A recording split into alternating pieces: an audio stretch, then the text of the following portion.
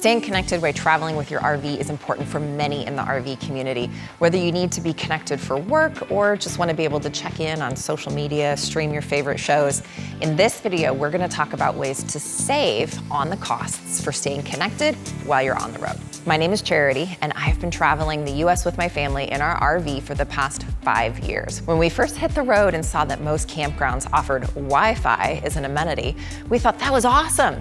We could connect to the campground Wi-Fi when we needed to be connected for either work or play, and we found out almost immediately that the majority of campground Wi-Fi is not strong enough or robust enough to even be useful. Over the years and with the recent pandemic, there are many more options for mobile internet now versus even 5 years ago. Now, the good news is the costs for most mobile internet plans have come down over the years as well. So what's the best way to save on staying connected while you're on the road? I'm gonna share some tips with you and some questions to ask yourself about your travel needs. Mobile internet solutions can vary in cost greatly based on what you really need. So before you go out and order up the latest in Starlink technology, here's some questions to ask yourself. Are you needing to work from the road? And if yes, what sort of speeds and data amounts do you need to be able to efficiently work? Do you consider your internet or online use heavy or light? What sort of activities as it relates to the internet are you wanting to undertake while you're on the road? Depending upon the answers to these questions will depend upon what type of mobile internet solution that you really need. Most people that we have met in the RV community do not work from the road and are part-time RVers. This means they don't need the top-of-the-line mobile internet solution with all the bells and whistles, but rather just something very basic. Most basic and cost-effective options are to just use your existing cell phone. For most people in this situation, using a hotspot with a data plan on your existing cell phone is usually the most cost-effective option. Contacting your existing phone carrier and asking about available data options to add on to your existing line and using your phone as a hotspot when needed works great for a lot of part-time travelers.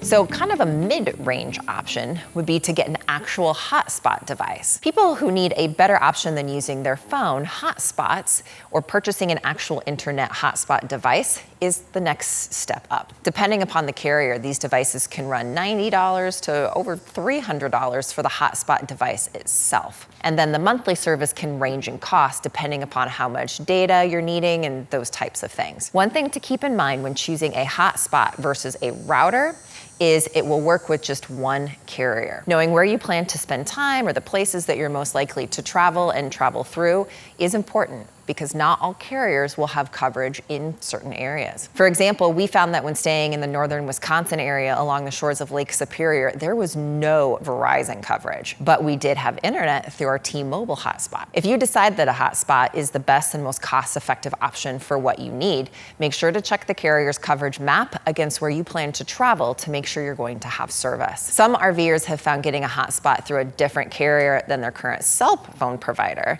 can provide a better chance of coverage as well. Now, a higher-end option is purchasing a router with multiple carrier options. If you're needing a reliable and fast internet option, purchasing a router that will use more than one SIM card that will connect to more than one carrier might be a better option. The PepWave routers provide more reliable internet options and will use more than one carrier. Now, these routers do cost close to about $1,000, and you will need to still pay the monthly fees for the internet service. Now, this is a great option if you are working from the road as a digital nomad, using large amounts of data, and you need reliable speeds. Since the startup cost for this option is significantly higher, you would only want to go this route if you can justify that return on the investment with the work you're doing from the road. Now, one option is Starlink. So Starlink is a satellite internet option service that provides high-speed, low-latency internet on an as-needed basis at any destination where Starlink provides that active coverage. We personally have and use this service, and I can tell you from our experience, it has been a game changer for us working on the road. The upfront equipment cost is currently $600, and the service runs $135 a month. But it can be paused when not in use. We've personally experienced great speeds and service with our Starlink. Now, a note we do want to add people's experience with Starlink is still varying depending upon their regional location. The service can be a cost-effective option for those needing to work from the road or for those who rely heavily on internet. There are a lot of options out there and available for staying connected while you're on the road. Making sure to choose the right option for your needs is going to be the biggest factor in helping you save money on mobile internet. It's all about making sure that that mobile internet solution is the best fit for you and your travel style.